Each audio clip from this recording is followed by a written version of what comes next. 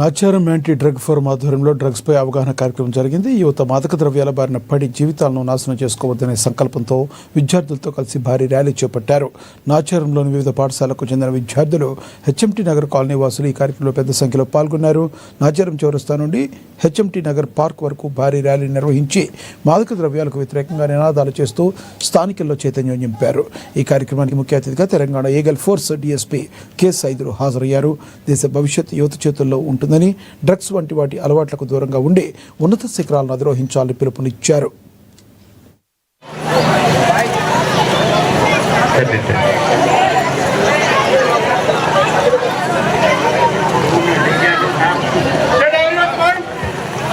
ఎవరైనా సరే డ్రగ్స్ అనేది మీ నోటీస్కి వచ్చినట్టే 1908 కు ఇవాళ ముఖ్యంగా ఇటువంటి మంచి కార్యక్రమం ఉదయం 9:30 గంటల నుండి మొదలుకుంటే రమారం ఇప్పుడు 12:30 దాకా కూడా వీళ్ళు ఆర్గనైజ్ చేశారు. మంచిగా ఎలాంటి ఇబ్బందులు లేకుండా ఇక్కడ లోకల్ పోలీసు కూడా మా అందరు కూడా ఈ ర్యాలీ నిర్వాహకులందరూ కూడా సహకరించుకుంటూ ఎలాంటి పిల్లలకు ఎలాంటి ఇబ్బందులు పడకుండా వాళ్ళకు అనేక రూపాలలో చిన్నపిల్లలు దేనికైతే అట్రాక్ట్ అవుతుందో దానికి వస్తుంది.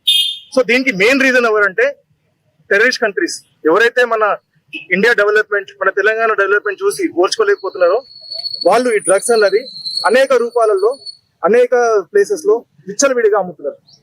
సో మేము ఇప్పుడు anti drugs forum Nacharam concept ఏంటంటే ఎక్కడైనా సరే మీకు డ్రగ్స్ తెలిస్తే మీరు డైరెక్ట్ గా మీరు ఎవరికి కంప్లైంట్ చేయకండి, మీకు మాకు కంప్లైంట్ చేయండి. ఎందుకంటే మీకు ఒక భయం అని ఉంటుంది, మనం పోలీసు వాళ్ళకి కంప్లైంట్ చేస్తే వీళ్ళు మళ్ళీ మనకి యాంటీగా వస్తారు వీళ్ళందరూ. సో మీరు మా దగ్గరికి తీసుకురండి, మేము దాన్ని సైలెంట్ గా పోలీసు వాళ్ళ దగ్గర తీసుకెళ్తాం.